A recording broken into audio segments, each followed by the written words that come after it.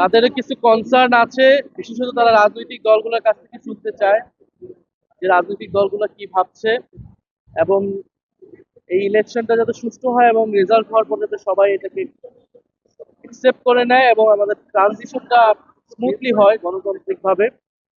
এটাই মূলত ওনাদের চাওয়া বা প্রত্যাশার জায়গাটা। তো ওনারা বলছেন যে ওনারা এই জায়গায় নিরপেক্ষভাবে এখানে কাজ করবেন এবং সকল রাজনৈতিক দলের থেকে সেই সহযোগিতা এবং আমাদেরকে সেই সহযোগিতা দিবে। সরকারিভাবে বিশেষ সুযোগ সুবিধা, বিশেষ কদমে এক ধরনের সিগন্যালিং করা হচ্ছে এবং যেটা লেভেল প্লেইং ফিল্ডে বাধা তৈরি করতে পারে, এটার অসম অবস্থা তৈরি করতে পারে।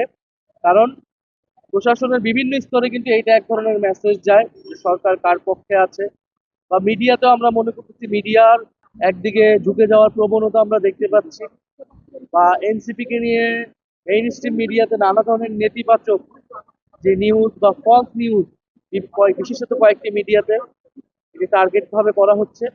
তো এটা আসলে আমাদের যে লেভেল প্লেইং ফিল্ড প্রশাসনিকভাবে মিডিয়ার জায়গা থেকে সেই সুযোগ সুবিধাটা কিন্তু সমভাবে যাতে হয় সেটা আমাদের চাওয়া থাকবে, এবং সরকার এবং নির্বাচন কমিশনের কাছে কিন্তু বারবার আমরা এটা বলেছি। আমাদের নির্বাচন কমিটির চেয়ারম্যান তিনি ইলেকশন কমিশনে গিয়ে কিন্তু এই বক্তব্যগুলো দিয়ে এসেছে, এবং আমরা পর্যায়ক্রমে আমরা ধারাবাহিকভাবে ইলেকশন কমিশনের আমরা কিন্তু এই আমাদের আপডেটগুলো আমরা দিয়ে আসবো যে কিভাবে লেভেল প্লেইং ফিল্ড থাকতেছে কি থাকতেছে না, বা আমরা যে নির্বাচনের মাঠে যাচ্ছি সেখানে আমরা কোন ধরনের বাধার সম্মুখীন হচ্ছি। আমরা ইতিমধ্যে বলেছি এই যে ঋণ, অনেক ঋণ খেলাপিকে কিন্তু নমিনেশন প্রাথমিকভাবে তারা বৈধ ঘোষণা করেছে ইলেকশন কমিশন।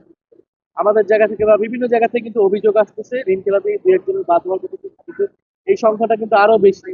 ফলে ইলেকশন কমিশন যাতে এখানে একটা কঠোর অবস্থান নেয় বা এবং আইন অনুযায়ী ব্যবস্থা নেয়।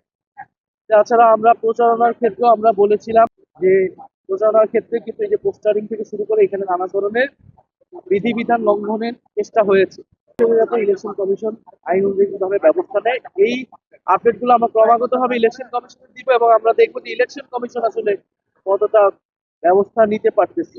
আপনি বিএনপির জায়গা থেকে তারা কিন্তু তাদের বিদ্রোহীদেরকে কথা বলা, তাদেরকে বসানো ফুল প্লেসে কিন্তু তারাও নামতে পারে, বরং আমাদের জামাত এবং এনসিপি জোট কিন্তু অনেকখানি এগিয়ে, যে আমরা অলরেডি গণভোটের প্রচারণা শুরু করে দিয়েছি। আমরা মাঠে ঘাটে মসজিদে সব জায়গায় গণভোটের পক্ষে কথা বলি। আসল সমঝোতা জিনিসটা কিন্তু আলোচনা চলমান, বাইরে হয়তো ঘোষণার আশাটা বাকি, কিন্তু আমরা কিন্তু আমাদের অভ্যন্তরীণ যে কাজ সেটা আমরা করতেছি। নির্বাচনের জন্য সব ধরনের প্রস্তুতি আমরা রাখতেছি।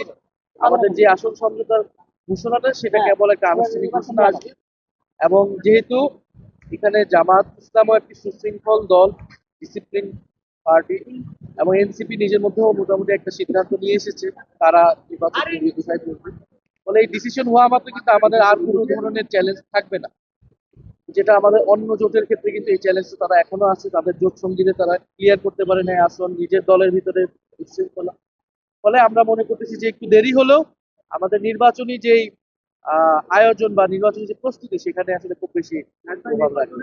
কতগুলো আপনারা যাবে না, আমরা আশা করি আমরা 11 বা 12 আগামীকাল বা পরশুর মধ্যে আমরা হয়তো ঘোষণাটা আসবে, অন্তত এনসিপির জায়গা থেকে আপনার কত আসলে যোগ দিতে সব ঠিক করতে সেটা আমরা চেষ্টা করবো।